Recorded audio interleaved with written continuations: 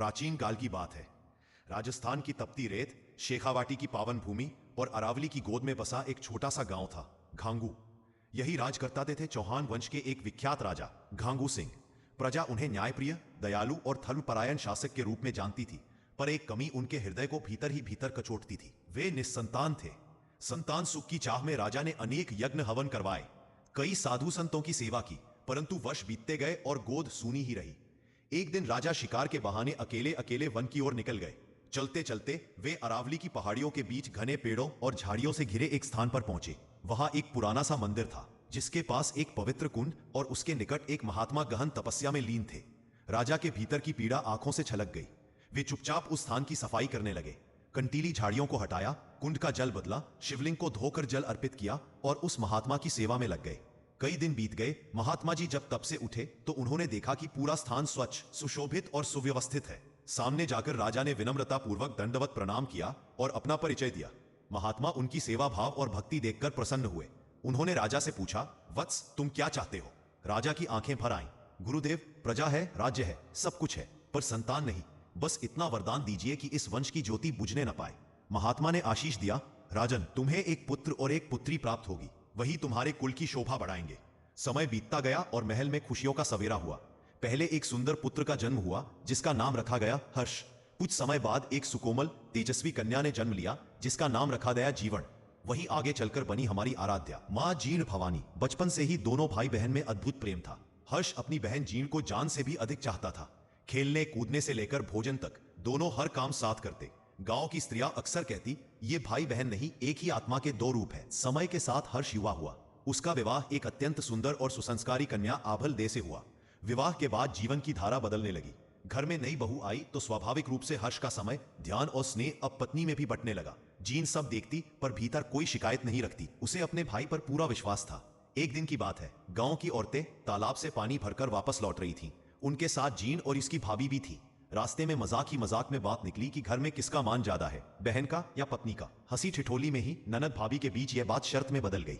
तय हुआ, आज जब हम सर पर घड़ा रखकर घर लौटेंगे तो हर्ष सबसे पहले जिसके सिर से घड़ा उतारेगा वही उसकी सबसे प्रिय समझी जाएगी। भाभी मुस्कुरा रही थी। जीन के चेहरे पर भी विश्वास की चमक थी। उसे पूरा यकीन था कि भाई सबसे पहले उसी का घड़ा उतारेगा। रात में भाभी ने हर्ष से कहा, आज जब हम लौटेंगे मेरा घड़ा पहले उतारकर साबित कर देना कि पत्नी ही जीवन की सबसे निकट की है। हर्ष, जो भीतर से सीधा साधा था, वही यह खेल समझ न पाया, बस मुस्कुराकर हामी भर दी। अगले दिन जब सूरज ढलने लगा, औरतों का समूह पानी के घड़े सिर पर रखे घांगू के रास्तों से होकर महल की ओर लौटा। दूर से ही हर्ष ने उन्हें आते देखा और सीधे जाकर अपनी पत्नी के सिर से घड़ा उतार लिया। जीन वही खड़ी सब देख रही थी। उसके पैरों तले जमीन खिसक गई। दिल टूट गया। उसे लगा जैसे भाई का सारा प्यार एक पल में छिन गया हो। भाभी ने व्यंग्य से कहा, देखा जीन, अब मान गई ना, हर्ष मुझे ज्यादा चाहते हैं। यह बात जीन के हृदय में तीर की तरह चुभ गई। वह चुपचाप अपने कक्ष में चली गई। उस रात उसने देर तक रो रोकर भगवान से प्रार्थना की। अंत में उसने एक कठिन निर्णय ले लिया, मैं अब किसी का बोझ नहीं बनूंगी। ननद भाभी की खींचतान में अपने भाई को और नहीं पिघलता देख सकती। अब मेरा मार्ग है तपस्या और मां की शरण। सुबह होने से पहले पहले जीन ने सूर्य नारायण को साक्षी मानकर प्रण लिया, हे सूर्यदेव, आज से मैं अपने घर का द्वार पीछे मुड़कर नहीं देखूंगी। मैं मां जगदंबा की शरण में जा रही हूं। अब मेरा घर वही है जहां उनकी कृपा होगी।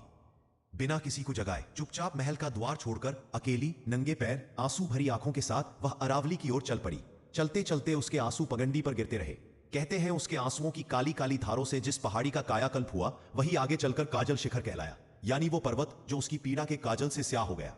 जब महल में खबर पहुंची कि जीन घर छोड़कर चली गई है तो हर्ष के पैरों के नीचे की जमीन ही निकल गई। उसे अपनी भूल का एहसास हुआ। मैंने क्यों पत्नी की बातों में आकर अपनी बहन का दिल दुखाया। वह तुरंत घोड़े पर सवार होकर बहन की खोज में निकल पड़ा। बहुत दूर जाकर रास्ते में एक मोड़ पर उसे जीन दिखी। आंखों में आंसू, चेहरे पर तपस्या का संकल्प, पर चलने की गति अडिग थी। हर्ष ने लगाम खींची। बहन, रोक लो अपने कदम, घर लौट चलो, मैं तुमसे क्षमा मांगता हूं। जीन ने शांति से कहा, भाई, मैं भगवान सूर्य की शपथ लेकर घर से निकली हूं, अब वापस नहीं लौटूंगी। ननद भाभी का झगड़ा घर में आग लगा देगा और मेरे कारण तुम्हें हर दिन परीक्षा देनी पड़ेगी। मैं अब मां जगदंबा की शरण में जाऊंगी और उसी की होकर रहूंगी। भूमिका निभाते हुए भाई ने बहुत समझाया, पर जीन का संकल्प अटल था। तब हर्ष को भी अपना वचन याद आया जो उसने माता पिता की मृत्यु से पहले दिया था, मैं जीवन भर अपनी बहन की रक्षा करूंगा।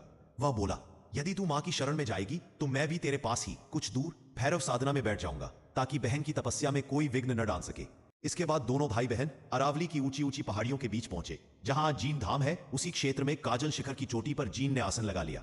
थोड़ी दूरी पर दूसरी पहाड़ी पर हर्ष ने भी अपना स्थान चुन लिया, जो आगे चलकर हर्षनाथ के नाम से प्रसिद्ध हुआ। अब शुरू हुआ एक नया अध्याय, तपस्या का। दिन बीतते गए, ऋतुएं बदलती रही। कभी बरसात की झमाझम, कभी कड़ाके की सर्दी, कभी तपती दोपहर की लू। पर जीन अपने आसन से डिगी नहीं। वे मां जयंती, मां जगदम्बा का ध्यान करती रहीं और हर्ष भैरव की साधना में लीन रहे। धीरे धीरे दोनों स्थलों के चारों ओर आध्यात्मिक ऊर्जा का एक अदृश्य मंडल बनने लगा। कथा में आता है, एक दिन काजल शिखर पर स्थित उस पीपल के पेड़ के ऊपर दिव्य प्रकाश प्रकट हुआ। आकाश में घंटियों सी ध्वनि गूंजी, फूलों की वर्षा होने लगी। उस ज्योति से स्वयं आदिशक्ति मां जयंती प्रकट हुई। उन्होंने तपस्या में बैठे भाई बहन की ओर प्रेम से देखा और कहा, वत्सो वर मांगो, तुम्हारी निष्ठा ने त्रिलोक को हिला दिया है। सबसे पहले जीन ने वचन किया, मां, मेरा यह नश्वर रूप आपके रूप में विलीन हो जाए। मैं चाहती हूं कि इस स्थान पर लोक कल्याण के लिए आपके ही रूप में सदैव प्रतिष्ठित रहूं।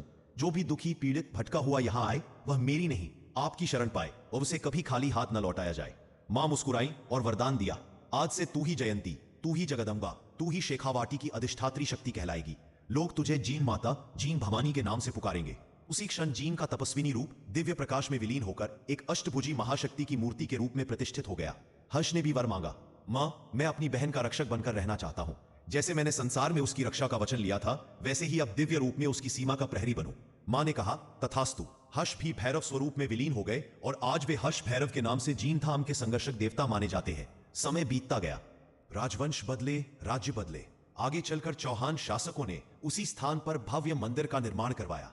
पहाड़ियों से घिरे उस धाम में एक ओर जीन माता की दिव्य अष्टभुजी मूर्ति प्रतिष्ठित हुई, तो दूसरी ओर हर्ष भैरव का स्थान बना। इस मंदिर की दीवारों पर साधकों, तांत्रिकों और वाम मार्गियों की साधना के चिन्ह आज भी देखे जा सकते हैं।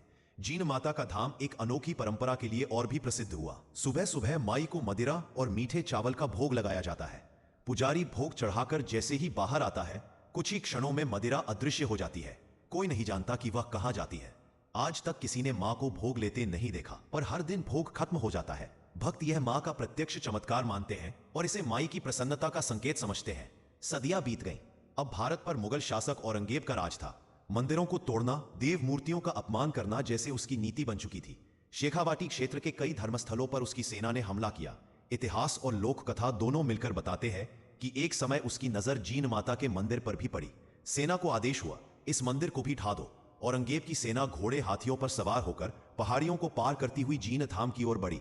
इधर मंदिर में खबर पहुंची तो पुजारी, ग्रामवासी, स्त्री पुरुष, बच्चे सब घबरा गए। किसी को समझ नहीं आ रहा था कि इतनी बड़ी फौज का मुकाबला कैसे करें। अंत में सबने माई के चरणों में गिरकर एक ही बात कही, मां, या तो हमारी लाज रख लो या फिर अपनी गोद में संभालो। कथा कहती है, जैसे ही सेना पहाड़ की तलहटी में पहुंची, अचानक आसमान गहरा हो गया। हवा तेज चलने लगी। मंदिर के आसपास से काले काले भंवरों और मधुमक्खियों के झुंड निकलने लगे। देखते ही देखते ये झुंड एक दुश्मन सेना की तरह मुगल सिपाहियों पर टूट पड़े। घोड़े बिदक गए। सैनिकों की आंख, नाक, कान डंक से सूज गए। हेलमेट, ढाल, कवच, कुछ भी उन्हें बचा न सका। लोग इधर उधर भागने लगे, चिल्लाने लगे, हमें बचाओ। थोड़ी ही देर में पूरा रण क्षेत्र अफरा तफरी का केंद्र बन गया। औरंगजेब की सेना बुरी तरह परास्त हो गई और बिना मंदिर को छुए वापस भागने पर मजबूर हुई। कहते हैं कुछ दिन बाद स्वयं औरंगजेब गंभीर बीमारी से ग्रसित हो गया। जब दरबार के सूफी संतों और ज्योतिषियों ने बताया, तुमने जिस देवी के मंदिर को तोड़ने की कोशिश की, उनकी कृपा के बिना अब तुम्हारा बचना कठिन है, तब वह भी झुकने पर मजबूर हुआ। कहते हैं उसने मन ही मन प्रायश्चित किया और वचन दिया, इस मंदिर में एक अखंड दीप जलेगा, मेरी ओर से तेल और सामग्री कभी कम ना पड़ेगी। इसी प्रसंग के कारण आज भी जीन माता को भंवरों वाली माता कहा जाता है और यह विश्वास किया जाता है कि जहां न्याय और धर्म की बात होगी, माई के भंवरे स्वयं रक्षा के लिए उतर आएंगे। समय के साथ साथ जीन माता का यह धाम अनेक कुलों की कुलदेवी का स्थान बन गया। सैनी, यादव, राजपूत, ब्राह्मण, गुर्जर, अग्रवाल, स्वर्णकार, मीना, जांगिड़ और कई अन्य समाज माई को अपने घर की रक्षक मानते हैं। किसी के घर नया कार्य हो, विवाह, गृह प्रवेश, दुकान, कारोबार की शुरुआत, कई परिवार पहले जीन धाम की चढ़ाई करते हैं, ध्वजा चढ़ाते हैं, फिर काम शुरू करते हैं। चैत्र और अश्विन नवरात्रि में यहाँ लक्खी मेला लगता है। दूर दूर से लाखों श्रद्धालु नंगे पांव पहाड़ी चढ़कर आते हैं। जीन भवानी की जय के जयकारों से आसमान गूंज उठता है। कोई संतान सुख मांगता है, कोई रोग मुक्ति, कोई न्याय, तो कोई केवल इतना कहता है, माई बस मुझे अपने चरणों में जगह देना।